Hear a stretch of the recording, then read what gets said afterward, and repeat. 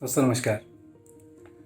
Bye speaking we share, by listening we learn. ये हम सब लोग जानते हैं। और सुनने से हम कुछ नया सीखते हैं, जीवन में कुछ नई उमंग तरंग आती है, ये हम सब लोग जानते हैं। लेकिन इसका एक अभी लेटेस्ट अनुभव मुझे 29 जून 2021 को हुआ। इस 29 जून को हमारे ऑफिस में एक बहुत ही प्रतिष्ठित डॉक्टर A.K. गुप्ता, जो कि MD of medicine and physiology हैं, वो he is also a fellow of cardiology society of India. तो ये स्पेशली दरभंगा से दिल्ली आए हुए थे अपने किसी निजी काम से। और हमारे ऑफिस को इन्होंने अप्रोच किया कि ये मिलना चाहते हैं किसी काम से। तो अब जब मैं इनसे 29 जून को मिला और जब मेरे 1 घंटा लगभग मैंने उनके साथ बिताया, तो इतना ज्ञान इतने सरल रूप से उन्होंने मुझ तक पहुंचाया कि मुझे उनसे मिलकर बहुत ही प्रसन्नता। और मैं चाहता हूं कि जो ज्ञान के मोती उन्होंने 1 घंटे में मुझ तक पहुंचाए, वो मैं अपने दर्शकों तक भी पहुंचाऊं। देखिए, वो मेडिकल फील्ड से हैं, बहुत जाने माने व्यक्ति हैं। तो उन्होंने अपनी बातों को बिल्कुल मेडिकल टर्मिनोलॉजी में कैसे समझाया, जिसकी मैं एक खूबसूरत मिसाल आपको देता हूँ। जैसे हम सब लोग जानते हैं, हमने भी सुना है कि anything we do not use we lose. जिस चीज़ को आप इस्तेमाल नहीं करोगे, आप उसको खो देते हो। तो उन्होंने एक मेडिकल टर्मिनोलॉजी एक होती है जिसको कहते हैं डिसयूज एट्रोफी।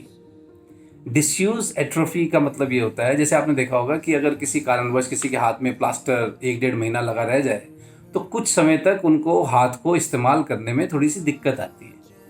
तो इसी तरह कई कारणवश कई बार जब कई लोग बिस्तर से उठ नहीं पाते या किसी कारण से उनकी जो मूवमेंट्स हैं अगर बाधित होती हैं, तो आप देखेंगे उनके हाथ पैर या जहाँ पर भी जो भी लिम्ब उन्होंने इस्तेमाल नहीं किया है, उसमें कुछ अकड़न आ जाती है और वो इस्तेमाल योग्य नहीं रहता। तो इसको मेडिकल भाषा में इस कंडीशन को कहते हैं डिसयूज एट्रोफी। तो उन्होंने इस मेडिकल टर्मिनोलॉजी का यूज़ करके कैसे बिहेवियरल साइंस में अपनी बात को रखा है। तो उन्होंने इसका कनेक्शन किया है कि देखिए, इसी तरह जैसे अगर हम अपने शरीर के किसी हिस्से को इस्तेमाल नहीं करें तो वो अपनी फंक्शनिंग की ताकत खो देता है, उसी प्रकार अगर हम अपने ब्रेन को समय समय पर यूज़ ना करते रहें तो ये भी अपनी एफिशिएंसी को खो देता है। ओके, तो हम अपने हाथ पैर को तो लगातार यूज़ करते रहते हैं, लेकिन अपने ब्रेन को लगातार यूज़ करते रहें ताकि ये इफ़ेक्टिव बना रहे, एफिशिएंट बना रहे। ओके, तो जिसके लिए लगातार पढ़ते रहना चाहिए, लिखते रहना चाहिए, कुछ इंटरेस्टिंग पजल सॉल्व कीजिए, अपनी बॉडी को एक्टिव रखिए। तो यही बात जो हम कहते हैं लोगों से कि पढ़े लिखे होने से अच्छा है पढ़ते लिखते रहना, लेकिन उन्होंने जब उसको कनेक्ट किया विद डिसयूज एट्रोफी, तो देखिए कितनी जल्दी किसी के दिमाग में वो बात समझ में आ सकती है कि anything we do not use we lose. एक सेकंड चीज़ जो उन्होंने बताई, ब्लेसिंग इन डिस्गाइज। हम लोग बार बार बात करते हैं कि हर चुनौती में कोई ना कोई अपॉर्चुनिटी होती है, कोई मौका छुपा होता है। तो इसी बात को उन्होंने बताया कि नॉर्थ अमेरिका और यूरोपियन कंट्रीज़ में पिछले 15 से 20 सालों में एक बीमारी जो पहले बहुत भयानक रूप से बढ़ रही थी, डिमेंशिया जिसको कहते हैं, आप जानते हैं, जिसमें ब्रेन अपनी ताकत, अपनी क्षमता लूज़ कर देता है, याददाश्त कम हो जाती है और बहुत सारी चीज़ों पर असर होता है जीवन में। तो ये बहुत तेज़ गति से 15 से 20 साल पहले बढ़ रहा था, लेकिन पिछले 2 दशकों में, लगभग 2 दशकों में डिमेंशिया के केसेस में बहुत गिरावट आई है। तो उन्होंने कहा कि इसके पीछे जो कारण है वो ये है कि जो कार्डियोवास्कुलर प्रॉब्लम्स हैं, जो हृदय रोग संबंधी समस्याएं थी, वो इन देशों में लगातार बढ़ी पिछले 2 दशकों में। और जब ये समस्याएं बहुत बढ़ गई तो जिसका नतीजा ये हुआ कि लोगों को अपना जो दिनचर्या है उसमें व्यायाम और डाइट कंट्रोल को शामिल करना हुआ। तो जिसके कारण अब वो अपनी बॉडी मूवमेंट्स को बढ़ा रहे हैं, खाने पीने के इनटेक पर ध्यान रख रहे हैं, ताकि वो अपनी जो वसा रिलेटेड प्रॉब्लम, जो हृदय रिलेटेड प्रॉब्लम्स हैं, उससे बच सकें। लेकिन इसका फ़ायदा हृदय रोग पर तो हुआ ही हुआ है, लेकिन इसका फ़ायदा ये हुआ है कि जो ब्रेन जो डिमेंशिया का शिकार हो जाया करता था, उसमें भी ड्रास्टिक रूप से कमी आई है। तो एक तरीके से कह सकते हैं कि हृदय रोग जो बढ़े, उसने डिमेंशिया को भी कम करने में मदद की है। सो ब्लेसिंग इन डिस्गाइज, बहुत अच्छे तरीके से उन्होंने समझाया। एक ऐसी, अगर मुझे ठीक तरह से याद है तो उन्होंने बताया ट्यूनिंग।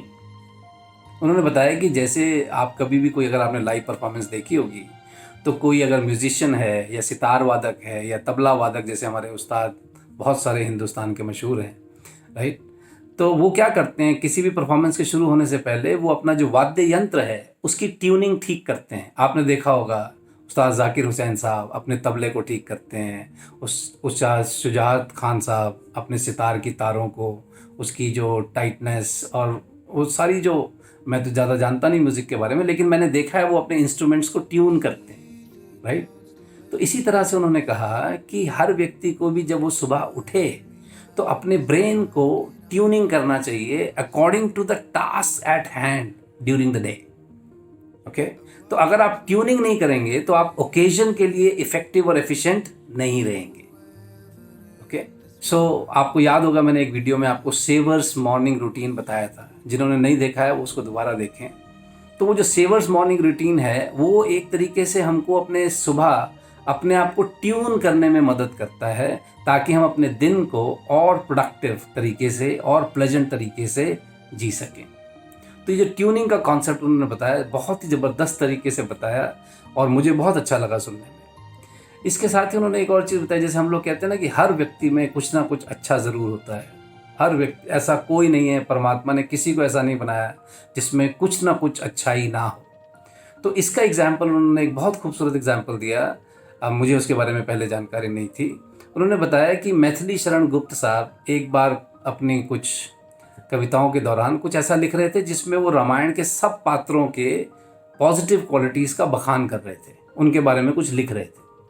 लेकिन उनको बहुत अड़चन आई जब उनको केकई के बारे में कुछ लिखना हुआ। हम सब लोग हिंदुस्तानी जानते हैं कि केकई के बारे में, केकई जी कहना भी कई लोगों को थोड़ा बुरा लग सकता है।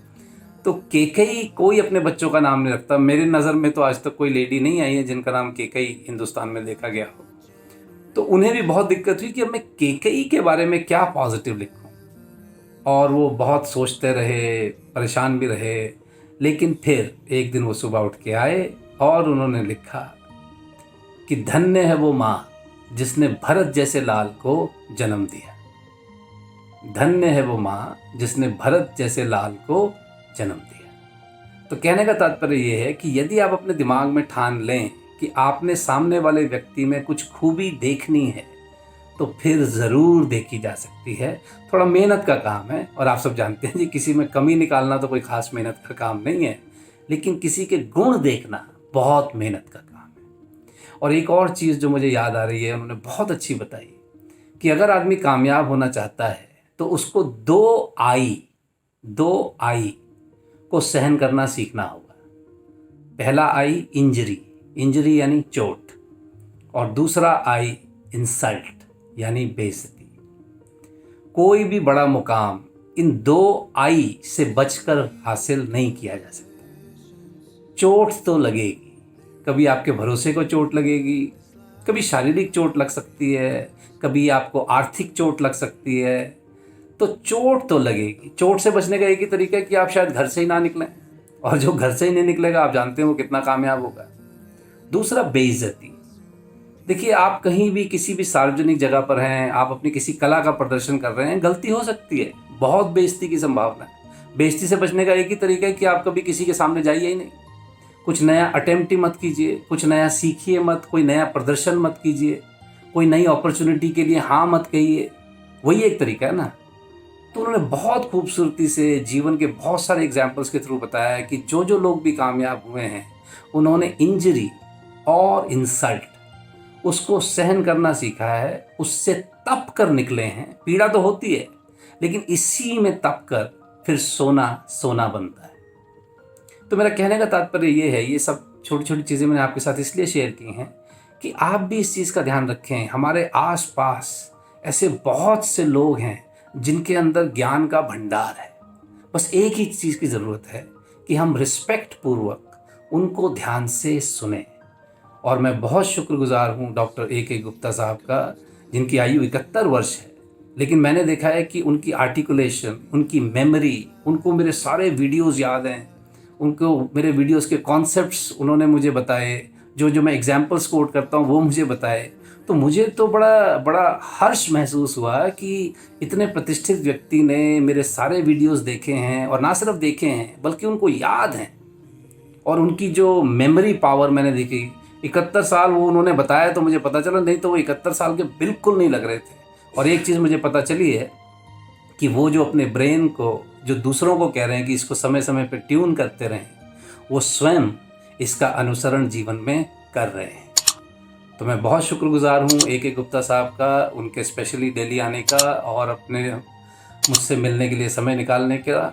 और मैं परमात्मा से दुआ करूँगा कि उनकी सेहत हमेशा ठीक रहे और फिर कभी दोबारा उनसे मिलने का मौका मिले।